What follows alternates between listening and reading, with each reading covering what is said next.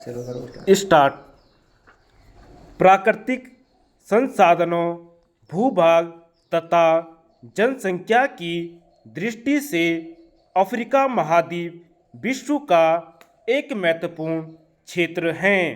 वैश्वीकरण के वर्तमान युग में अफ्रीकी देशों में लोकतंत्र तथा विकास की प्रक्रिया आरंभ की है, लेकिन अभी भी अफ्रीकी देशों को इस दिशा में संतोषजनक सफलता प्राप्त नहीं हुई है।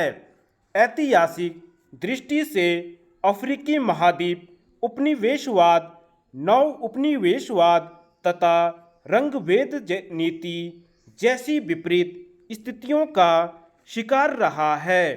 अफ्रीकी देशों में सीमाओं का निर्धारण भी साम्राज्यवादी हितों को ध्यान में रखकर उपनिवेशवादी राष्ट्रों द्वारा किया गया है। यद्यपि औपचारिक दृष्टि से अफ्रीका को उपनिवेशवाद, नव उपनिवेशवाद तथा रंगभेद नीति से निजात मिल चुकी है, लेकिन उन्हें वैश्वीकरण प्रक्रिया का समुचित लाभ प्राप्त नहीं हो सका है। राजनीतिक अस्थिरता के साथ साथ जनजातीय व प्रजातीय संघर्ष, गरीबी, कुपोषण, बेरोजगारी आदि अफ्रीका की मुख्य चुनौतियां हैं।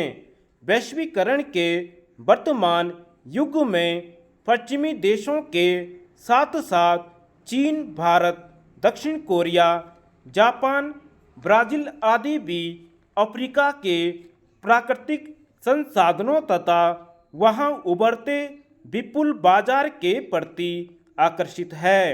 अफ्रीकी देशों ने उपनिवेशवाद की समाप्ति के बाद 1963 में अफ्रीकी एकता संघ नामक संगठन की स्थापना की थी। बदली हुई परिस्थितियों के अनुसार इस संगठन को संशोधित कर 2001 में अफ्रीकी संघ के रूप में स्थापित किया गया था।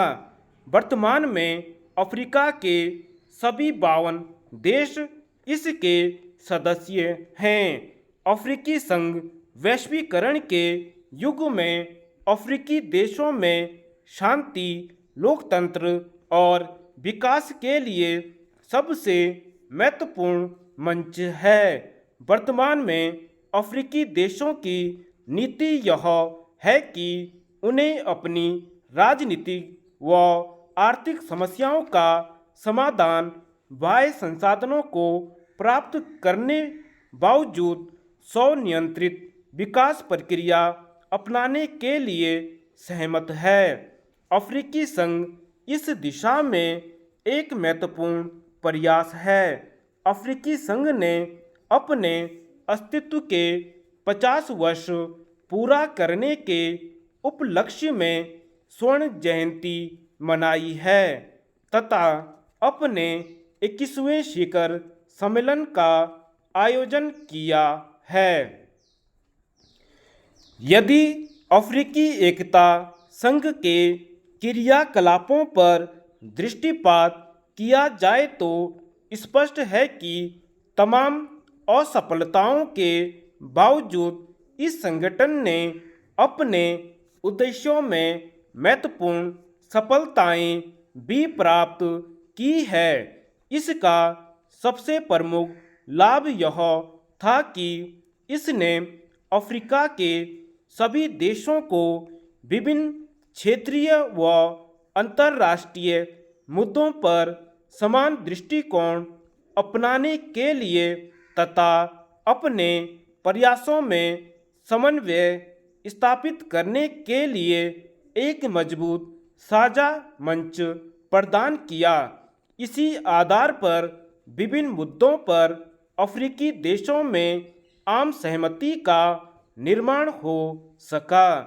अफ्रीकी एकता संघ ने अफ्रीकी उपनिवेशों में जहां स्वतंत्रता के आंदोलनों का समर्थन किया, वहीं नव उपनिवेशवाद तथा रंगभेद की नीति का विरोध किया। धन्यवाद।